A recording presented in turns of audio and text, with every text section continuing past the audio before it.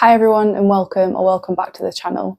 Today's video is going to be a video on high tech or high energy versus low tech or low energy aquascapes, and I'll probably use those terms interchangeably throughout.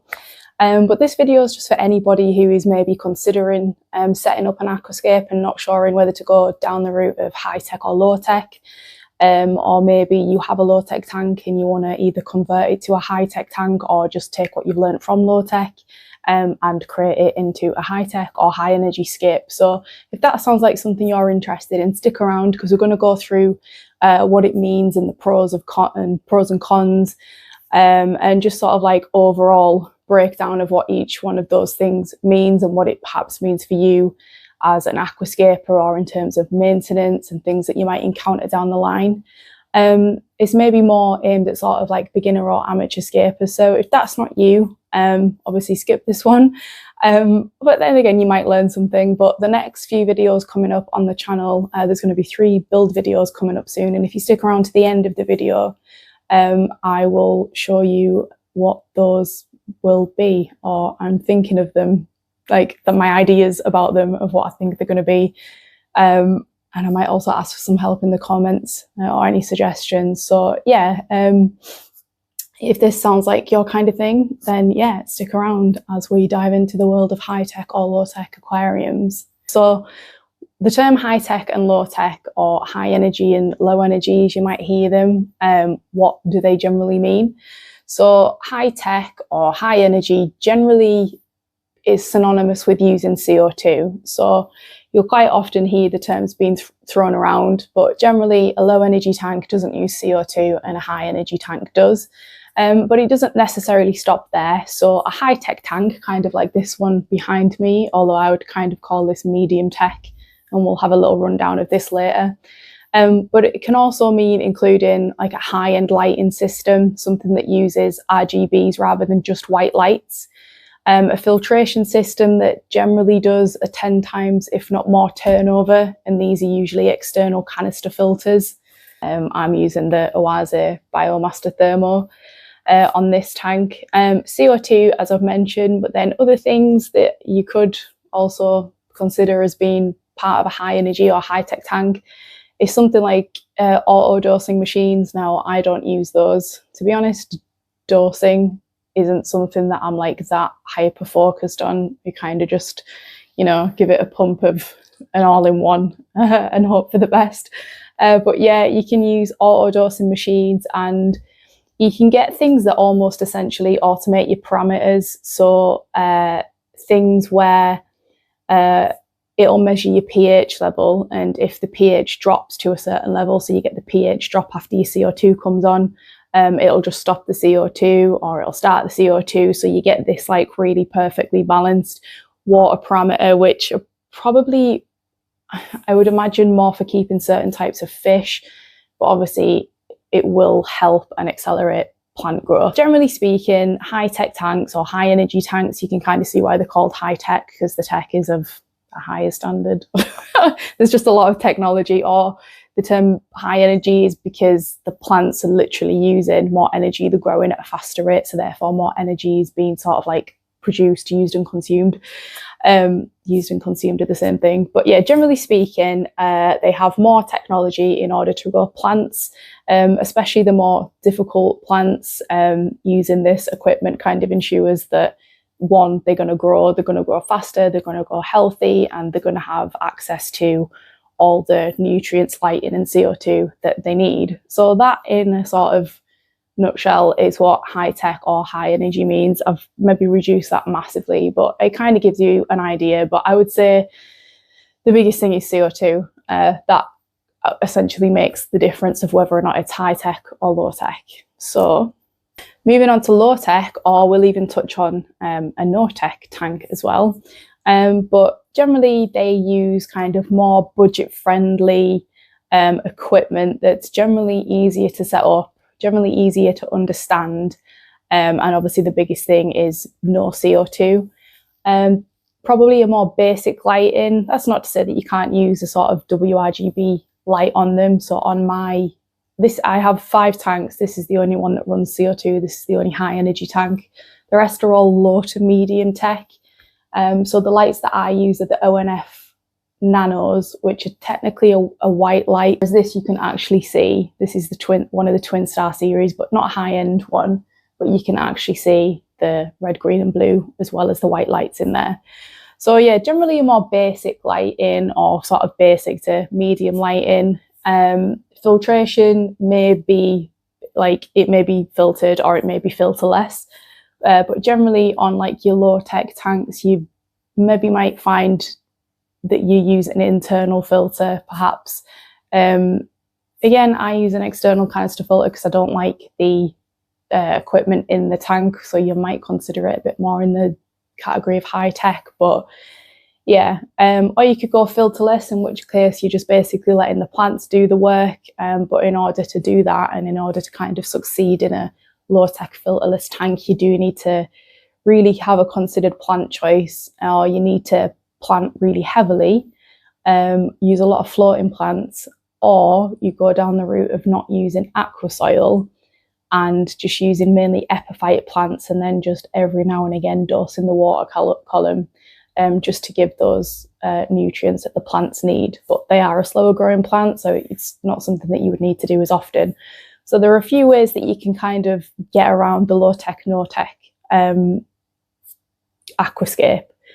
I guess the Wallstad, is it Wallstad? Diana Wallstad. That method is, I guess, synonymous with low tech and totally relying on sort of the natural process to take place. It is a lot slower. You do kind of have to have a little bit more patience. It has its own set of problems, as does a high-tech tank, and some of them have kind of like crossover problems where it's kind of the same in either. But yeah, it's something that can be done, and I am sort of like a big, what's the word? I can't remember the word, but I'm like a big sort of like pusher. Like, I do think that a low-tech aquarium and not using CO2 is a completely viable option, and it doesn't mean that your tank's any less beautiful than a high-tech tank.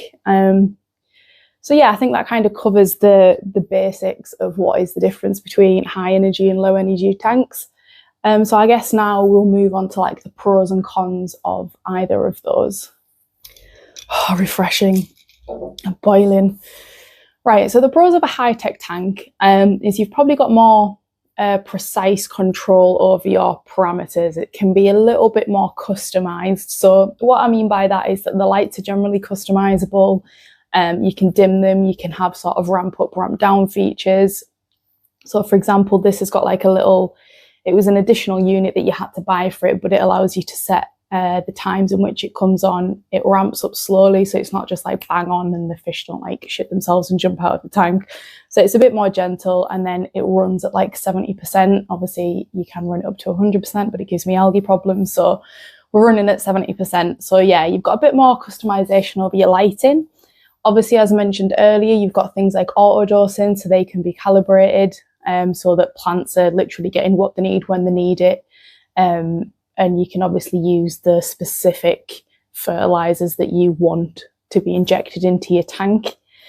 And you've got obviously control over your CO2 injection rate. So your CO2 will have like a solenoid on it which turns on and off, and you can obviously also set your bubbles per second, sorry.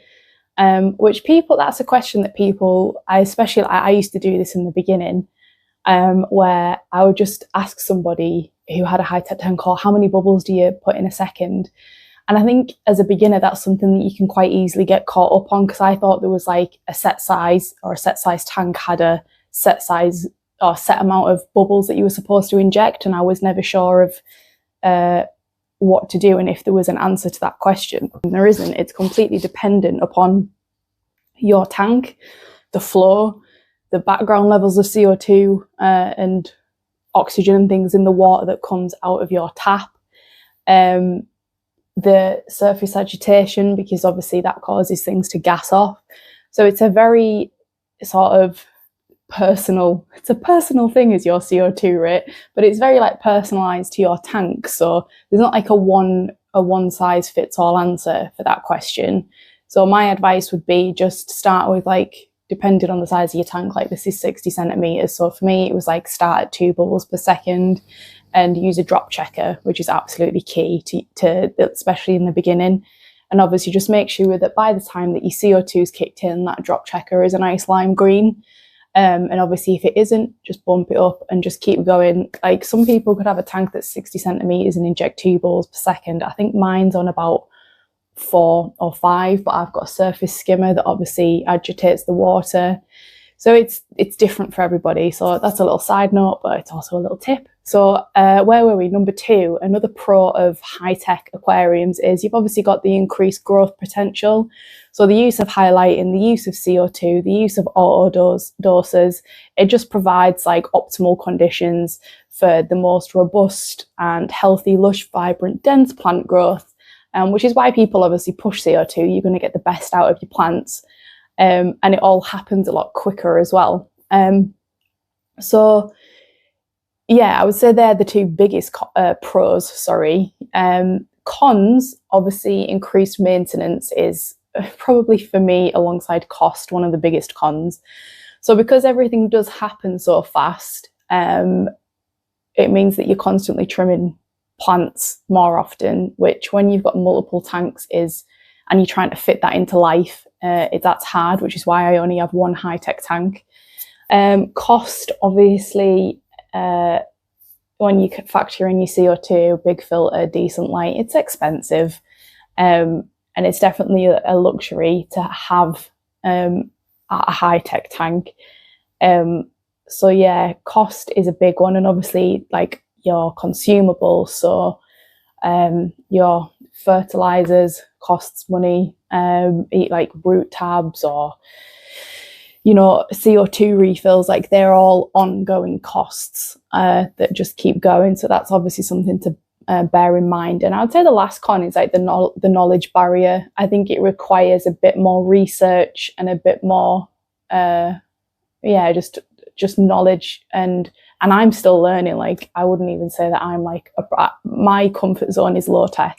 This is always still an experiment, even though it's been running for like a couple of years now. But yeah, the knowledge barrier is a bigger leap. It requires a little bit more. I'm not saying it's like hard or impossible, but I feel like most people, after a day of research, could probably go out and set up a low tech tank. So yeah, that's probably the 3 cons that I would say. So moving on to low tech, low energy, the pros. Kind of mentioned it just before, but simple setup. It's kind of just like the invert. So it's simple setup, lower cost barrier of entry, and less maintenance. So yeah, a low tech setup, probably other than a tank, you could probably just do with a light if you went filterless, heaterless, and obviously got the right fish. Although I wouldn't recommend a beginner to go filterless.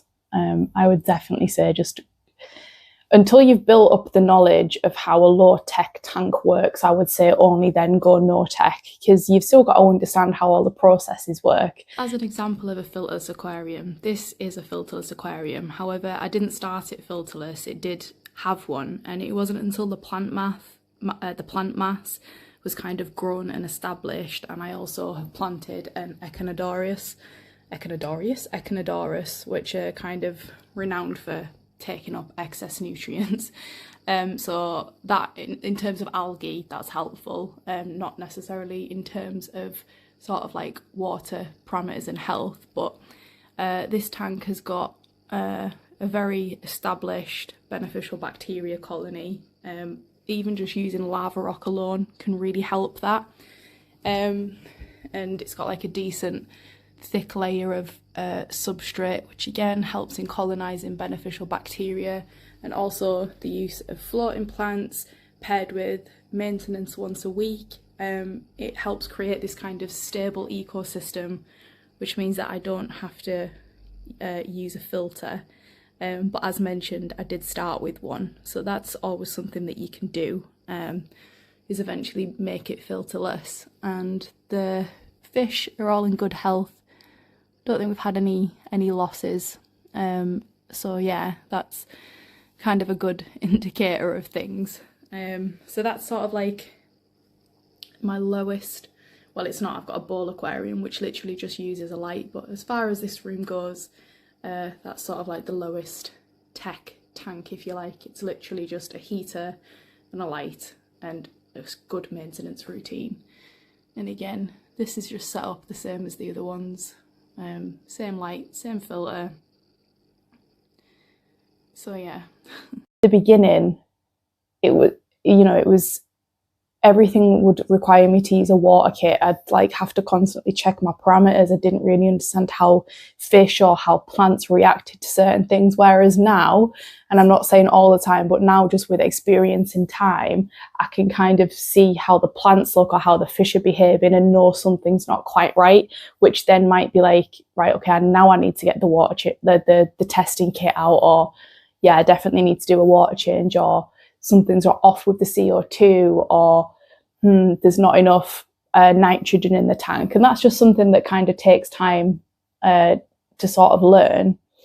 But yeah, I would say a simple setup, basic light, basic filter, obviously heater if you need one, and easy category plants, and you're on your way to a successful low-tech aquarium. It's certainly doable. And obviously the lower cost of entry, like for example, the lights I use on my low-tech aquariums, are the ONF nanos, which still, I wouldn't say are cheap because they're £99. So you can obviously get like a much lower light. Like the ones I was using before that were like the All Pond Solution Own Brands ones, which were like £30, and they're absolutely ideal for a beginner for a low-tech tank. So these are things that you can build up. Whereas now I think with my low energy style tanks, I kind of sit in the mid-range of tech and cost. They're not totally budget, but they're not totally expensive. But then again, they're in a room that is kind of one of the main rooms in the house. So I kind of want it to look nice as well, almost gallery-esque. So yeah, it's obviously personal preference. And obviously the less maintenance side, that is the biggest benefit for me with a low-tech aquarium, because things happen slower. So I very, very rarely trim my low-tech aquarium plants. I mean, one of them, I think it's had 3 or 4 trims in the time that I've had it, and every now and then I just, pull the odd leaf or the odd stem that's got a little bit too long. And the only thing that I do is obviously a water change once a week, which happens on all the tanks. That's the same for high-tech or low-tech. So the maintenance is just a lot more manageable and just a lot easier to deal with. The cons, again, just kind of the opposites of high-tech, limited plant growth and plant potential. So I use in my low-tech aquariums pretty much all the same plants in different planting patterns, and they're all in the easy to medium category. Now, not all medium category plants will work in there, but pretty much all the easy ones do. And there's a great choice of easy plants. And you can still have just as beautiful aquarium with easy plants as you can high-tech aquarium with high-tech plants. Sometimes it can affect your stocking choices of what fish you want to use. I'm trying to think of some off the top of my head right now, but I can't. That's probably less of an issue. But obviously, if you're wanting to put fish in your tank, just always research the parameters and what it is that they require, and make sure that that aligns with what you're able to provide. And as mentioned, everything's just a bit slower and it requires a bit more patience. So obviously, if you make a change, if something isn't quite right, if you've got algae, which we're going to slightly touch on, but say you've got algae in a high-tech tank, it'll progress pretty quickly. And in a low-tech tank, it'll progress pretty slowly. But then so does the fix. So the fix will probably be more noticeable in a high-tech tank sooner, whereas in a low-tech tank, it probably takes a little bit more time to realise, which is kind of annoying, because obviously if you're not quite sure what it is, and there's a few things that you want to try, you kind of have to wait till one's kind of shown you its results before you try the next thing. You should never kind of change all the sort of options at once, because you don't know which one it was that worked. So yeah, it's just a patience game, but it's certainly rewarding. So I said we'd touch upon algae slightly, and I am planning on doing a video on algae because I feel like I've had a lot of algae problems lately, and learned some stuff, so I'm going to share it with you. But obviously both types of setups come with their own unique problems, and algae is normally the biggest issue on either end of the scale, whether we're talking high tech or low tech. So this is kind of just personal, sort of anecdotal, what I'm about to say next, and you might have your own experience, and if you do, please leave it in the comments because it helps people. But I tend to find that with my high energy tanks, that BBA and staghorn are the two biggest algae issues that I get. Now, BBA is such a highly sort of debated algae as to why it's caused. Now, my personal opinion is that it's just the perfect storm of parameters that cause BBA, but you'll find that a lot of people put it down to flow and CO2, which 100% definitely agree that it is. But I also think that it happens in tanks where there's a lot of detritus and a lot of organic matter, and even though it is directly related to flow, and the reason that you can kind of prove that it is that it usually gathers on the outlet of your filter. You'll quite often get a BBA building up around there and kind of on the leaves of the plants that are directly in the flow. But in a previous tank, I had, the previous scape to this, I had a real bad BBA problem. And I think it was because the flow was kind of uneven in the tank and there were dead spots that wasn't getting CO2, that probably wasn't getting perhaps the nutrients flowing past it. So I think, yeah, it's a tricky one when you get it, and it's a real pain to get rid of. And I do just think it's caused by a lot of variables, but the biggest one that everyone kind of seems to agree on is related to flow and CO2. So in the previous tank, or even in this tank, the CO2 was at the front, and all the front plants are just epiphytes, which don't even really require CO2. They're extremely slow growing, and they were just getting really heavily misted with CO2, which they weren't utilising.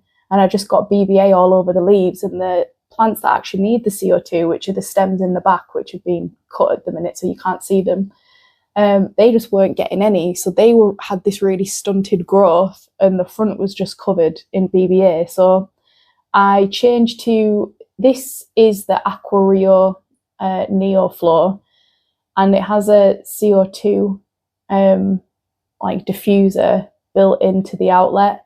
So it just dipped in the tank. So it's not technically an inline, but it's kind of like a cheat inline. And I'll do a close-up so you can see what I mean. I have got a video on these as well, but yeah, they're quite good. But that helped massively with the BBA issue. And staghorn, which I have a little bit of that now, I generally think staghorn is related to, and this again, personal opinion, ammonia spikes in new setups. It's quite often an algae that I get in a new setup.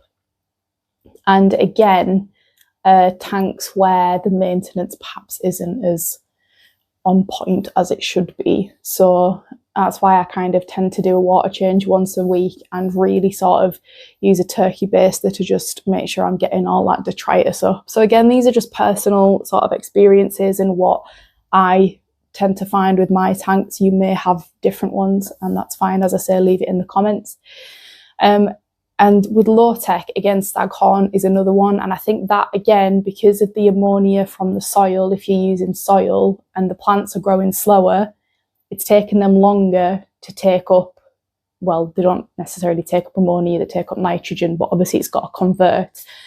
And that whole process is longer. So therefore, that ammonia spike probably stays in your water longer than what it does in a high tech, and therefore staghorn. Green water is another common one with low tech. That's one I've never actually had before, but I would say it's probably more common in no tech than anything. But yeah, both setups obviously are always going to require monitoring. They're always going to require maintenance, and it doesn't matter what side of the scale you're on. They both need that. So that's something that you can't get away from, whether you're going high tech or low tech, and they both will probably have low background levels of algae, and it's just what you're happy to live with. This has got it, but it doesn't bother me that much right now because it's at a low level. If it's higher, then obviously action is taken. You'll see in a previous video that I've started using the 2-hour Aquarist fertilizer, and also one of their algae fix solutions, which I'm not a huge fan of chemicals, but it was getting pretty bad. And it can get to a point where fish and things can get tangled in certain types of like hair or string algae. So really wanted to get rid of it. It is helping. It's better than it was, so it's heading in the right direction. So yeah, that's kind of the basics of high tech, low tech, and the pros and cons of either. Now, if you are interested in setting up an aquarium and you're not sure which route to take, if you want to do high tech or low tech, what advice would I give? Personally, I started low tech and worked up because you get that base knowledge first, which I think is really important. And then obviously that next leap isn't quite as big and it's not quite as scary. There is a lot of people that just are almost scared to use CO2, and I was one of them because I was like, oh my god, is it gonna like blow up? I just thought it was this like really dangerous thing, and I guess it could be. And I couldn't help but think of that film, that No Country for Old Men, where he goes around with a CO2 canister killing people.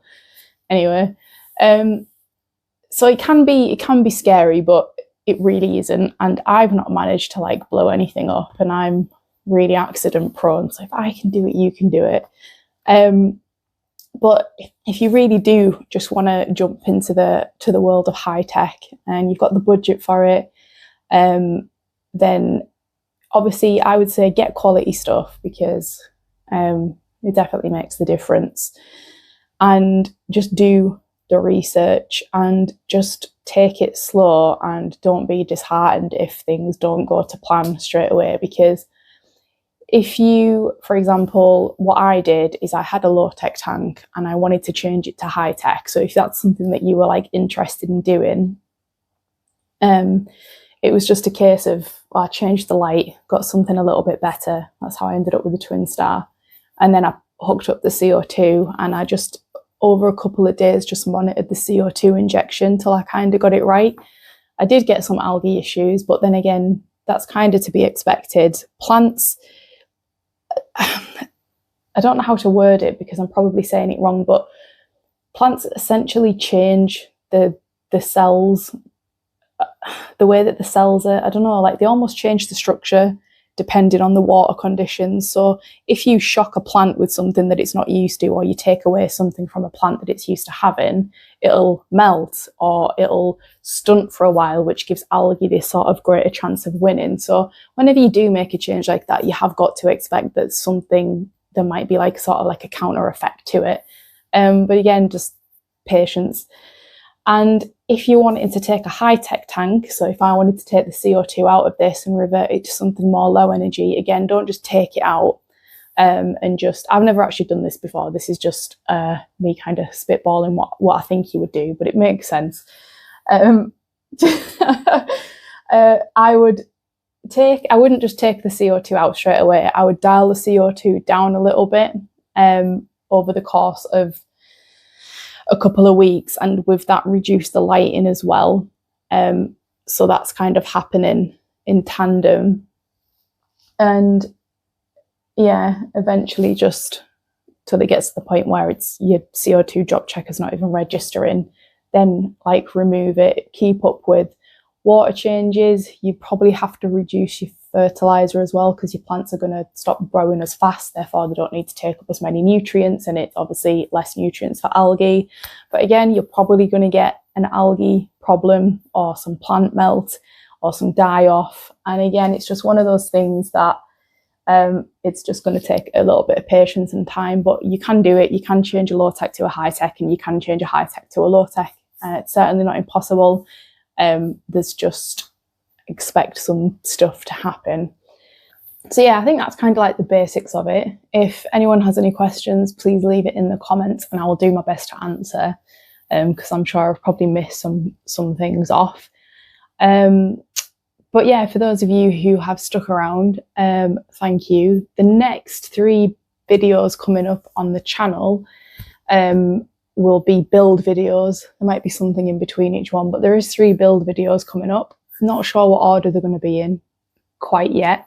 But I figured I would talk about this in this video because off the back of it, it kind of ties in. So I've got a little 20cm cube aquarium. It was a bargain off eBay. I can't remember what the brand is. It's like Begonis or Bedonis, or I'll leave a link if anyone's interested in it. It's just a little 20 by 20cm Opti-White cube, and I think it was like $29.99, but it's actually a really nice quality tank. And I figured we could probably do some kind of low budget nature aquarium style setup with it. But what I was thinking is doing a Wallstead method style aquarium, because I've never done it before. I'm quite interested in it, and a lot of people seem to have their own twists on it. So I figured I would do mine and just see how it works, because I've always just used Aquasoil. But I guess that is a true replica of a nature aquarium in essence, because Aquasoil, whilst it is a natural, it's come from natural like compounds or whatever, you don't get it in nature, whereas obviously the Wallstead method is literally using topsoil and relying on completely natural processes. You know, there's no CO2, sometimes there's not even filtration, you're just letting the plants do the work. So it's a bit of an experiment, and given I have the knowledge of, you know, how an aquarium works, and having set a few up and been doing it for a few years, I thought, you know what, I'm gonna give it a bash. So yeah, let me know what you think. So the first build is going to be a cube 20 by 20cm Wallstead style aquarium.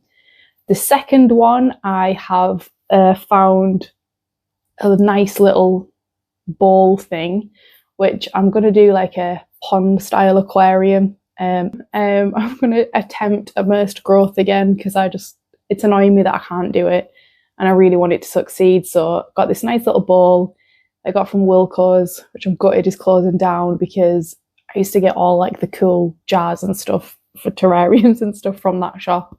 So yeah, that I'm hoping will be quite cool, quite nice. And then the last thing, I don't really know how to explain this, but again, from just found some stuff, and I was like, every time I go shopping and I go down like the aisle that sells random crap, I'm like, I wonder if I could build something with that. So my shed, the garage is just full of like glass jars and just random stuff that I've bought that I've not actually ever done anything with, and I really need to. So the next thing I've got is going to be almost like an Iwagumi moss mountain terrarium thing. It will be good, I hope.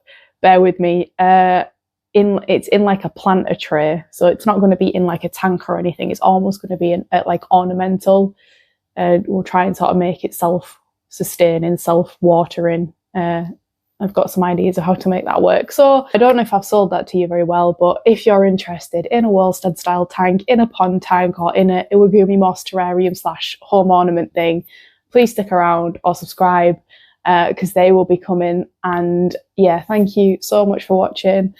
If you're interested, I do have t-shirts, this being one of them, and I will leave a link in the description. There's about 30 designs available in God knows how many colours, ships pretty much worldwide, and they're super comfy, and I practically live in mine. So yeah, if you're interested, check them out. But thank you as always so much for watching, and liking, subscribing, commenting, whatever. It really means the most, and I will try and crack on with these build videos as soon as possible. They should be out in the next couple of weeks. So yeah, thank you, take care, look after yourselves, and I'll see you on the next one. Bye.